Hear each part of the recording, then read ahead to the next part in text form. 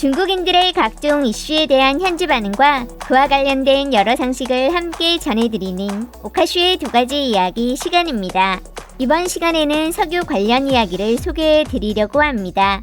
지난 4월 2일 중국의 한 경제 관련 채널에 2021년 전 세계 일간 평균 석유 소비량 순위표가 하나 올라왔습니다.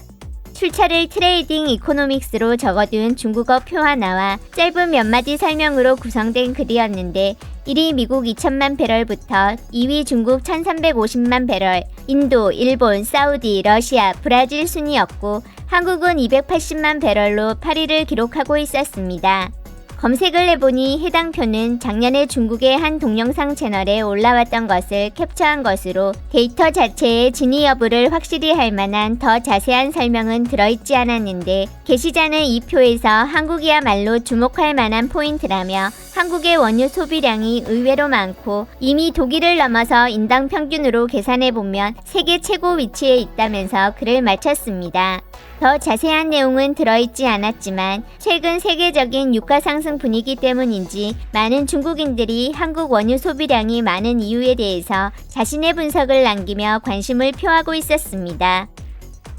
LG랑 SK가 석유 가공한 물건 수출하잖아. 통용되는 많은 플라스틱들인데 양이 적지 않다. 한국 재료 가격은 비싸지도 않은데 이 원인인지 모르겠음. 맞음! 우리 회사는 롯데 거 쓰고 있는데 시노팩 거보다 좋고 일본 거보다 싸다. 우리 회사 일본 기업이에요. 왜 시노팩이 롯데 못 이기는데? 설비, 기술, 각 방면의 영향인데 시노팩은 일본 도레이 설비에 의존해서야 일어선 거임. 설비는 역시나 이란이 좀 더 좋다. 일본 경제가 안 좋은 건 한국한테 산업을 뺏겨서 그렇지. 반도체도 그렇고. 미국이 한국 반도체 부축해주면서 일본 반도체를 압박한 거임. 우리 회사도 한국 삼성이 만든 플라스틱 펠리 쓴다. ASA, ABS, PA66, PP. 우리 회사랑 우리 산업은 거의 한국 LG랑 하나에 일부 석유화학 제품 원재료 수입하고 있음. 공장 생산구역 하나에 하루 40피트 컨테이너 4개에서 6개 정도 하역한다. 우리 공급상에 주는 거 보면 전부 다 SK랑 LG 봉투야. 한국 석유는 원료 가공 성질인 거지 자기가 소비하는 게 아니다. 사실 미국도 세계적으로 기초화학 공업 제품 수출 대국인데 실질적으로 국민들이 소비하는 건 그다지 많지 않다. 이란 버전 3례 일보임. 3례 일보는 과거 중국의 외자 유치 방식을 설명하고 있는데 3례는 원자재 수입 후 가공, 견본 수입 후 가공, 부품 수입 후 조립을 뜻하고 일보는 무상으로 들여온 설비, 기술, 물건 같은 것을 생산품으로 반환하는 것을 뜻합니다. 다른 거다. 쟤들은 급여만 1,000위안 주고 기술 딸리는 제품이 없다고. 석유 정제 산업은 다 대규모 화학 공업인데 높은 기술 수준을 요하고 사람을 많이 쓰지 않아 인건비 원가는 얼마 안 된다. 중국 국내도 급여가 적지 않음. 이 분야 절반 정도가 선물 거래하는데 절반의 금융업 같은 거다. 기업이 이윤이 많으면 세금 많이 내니까 엄청 좋잖아. 화학공업은 선진국 산업이라 옮겨갈 리가 없다. 아마도 해운업이랑 관계 있는 듯. 한국 상선 대우는 꽤 커서 기름도 적지 않게 쓸 테니까. 그 밖에 석유화학 공업도 비교적 발달했으니 수입 원재료 쓰는 게 많겠지. 주로 석유 파생 제품, 플라스틱, 옷, 각종 화장품이다. 한진해운도 쓰러졌는데. 일반적으로 선박들은 한국에서 기름 안 넣어. 플라스틱 원재료를 우리 회사는 롯데 거 쓴다. 시노팩은 한국만큼 좋지 못함. 쟤들 SK도 엄청 크게 하고 있음. 싸서 그런 것 뿐이다. 바보도 아니고. 일본보다는 싼데 시노팩보다 비쌈. 시노팩으로 대체하도록 추진하고 있음. 쟤들 인건비가 비싼데 더 싸다고? 그럼 네 급여가 낮으니까 원가 낮아서 더 싸야지. 핵심은 쟤들은 우리처럼 경제 쪽 머리가 돌아가지 않는다는 거다. 휘발유에 술 타면 알코올인 게 가격은 비싸고 원가는 낮거든. 식염 속에 요오드, 칼륨, 칼슘 넣어주면 가격이 50%는 비싸지지. 내포하고 있는 게 있네요. 반사회적 인격이야. 한국 석유화학공업 재련 가공 기술이 좋고 석유 부산물 많다. 많은 석유 부산물이 다 한국으로부터 들어오는데 그냥 석유 파는 것보다 돈 많이 벌고 기술도 있어 보임.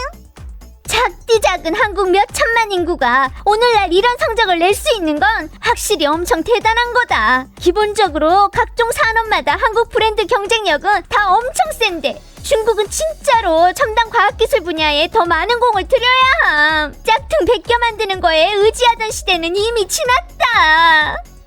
석유화학 부산물은 경유 반제품인데 중국이 수입하는 양이 엄청나. 한국이 특이한 게 아니라서 완전 이해가 된다. 한국 GDP는 대략 10이라 토지 자원이 부족한 상황에서 석유를 소비하지 않으면 경제를 어떻게 발전시킬지 상상하기 어렵지. 한국 석유 재련공업이 발달해서 그런 건가? 화학공업이 많음. 한국 대재벌 몇은 다 화학공업으로 발전한 거임. 못 들어봤다. 한국 종합기술은 독일보다도 좀 더 세다. 독일은 제조업이 발달한 건데 기술이랑 특허는 한국 못 따라감. 화학공업기업은 다 유럽, 미국 거임. 그저 다 아시아에서 만들어서 그런 것 뿐이다. 한국이 많이 쓰는 원인 좀 분석해 줄 수 있나요? 석유화학공업은 한국의 지주 산업 중 하나인데 기술 수준은 일본이랑 독일만 못함. 중국은 전에 석유화학 제품 25%가 한국에서 수입한 거였음. 작년부터 중국산이 중국 국내 수요를 충분히 만족시키기 시작했는데 앞으로 국제시장에서 한국이랑 경쟁할 거라 한국 석유화학 산업한테 의심할 것 없는 큰 압박이 되고 있다. 아마도 최근 재련할 때 기름 많이 쓰겠지. 한국 조선이 발달했으니까. 한국은 계속 동아시아 석유 재련의 중심이었어. 외향형이라 만든 제품들을 중국, 싱가포르, 동남아에 제공했는데 과거 중국이 계속 석유화학 제품 수입국이었기 때문에 그랬던 걸로 최근에는 중국 석유 재련 능력이 대폭 상승했다.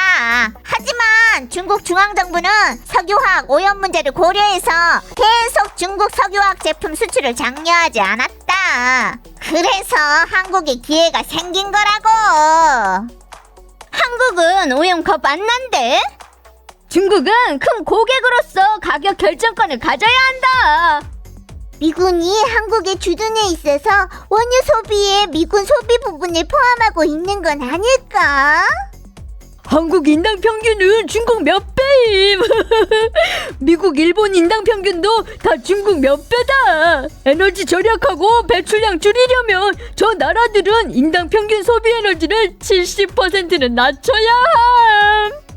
인당 평균으론 중국이 가장 낮음. 생수병 같은 페트병 원료만 봐도 90년대에 대량으로 한국산을 수입해야만 했다. 한국 석유화학의 강대함을 알 수 있지. 한국 항공회사 2021년 이유는 12배 증가했다. 한국 저 작은 나라가 공업이 진짜 발달했네. 한국은 식용유가 완전 부족한데 이제 보니 석유로 대체하는구나. 한국 석유화학 엄청 대단함. 우리가 쓰는 미정질 왁스가 바로 한국 거임. 방금 계산했는데 저 몇 나라 인당 평균 석유 소비량은 사우디, 캐나다, 미국, 한국, 일본, 독일임. 한국은 기름 저장하는 걸까? 저게 바로 최종적으로 이란 무역이 적자를 보는 근본적 원인이다. 우린 아직 대량으로 석탄 쓰고 있음. 중개무역일까? 한국차가 기름 많이 먹는다는 걸 보여주는 거다. 한국 오염이랑 탄소 배출량도 많을 텐데 이런 쪽 통계는 없냐? 중국만 못하겠지. 기름값 올리고 싶으면 무한정으로 올려도 되고 거기다 그 가격으로 수출까지. 그래놓고 급여 많이 받으면서 적자 났다고 소리침. 보도 있었는데 페트로 차이나 본사 로비에 있는 등은 엄청 비싸다고 하더라고. 제재 발전이 괜찮다는 걸 보여주는 거잖아.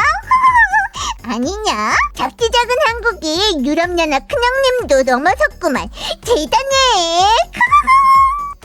좋네. 전쟁할 때 한국은 손해보겠어. 한국 휘발유에는 물 차지 않나요?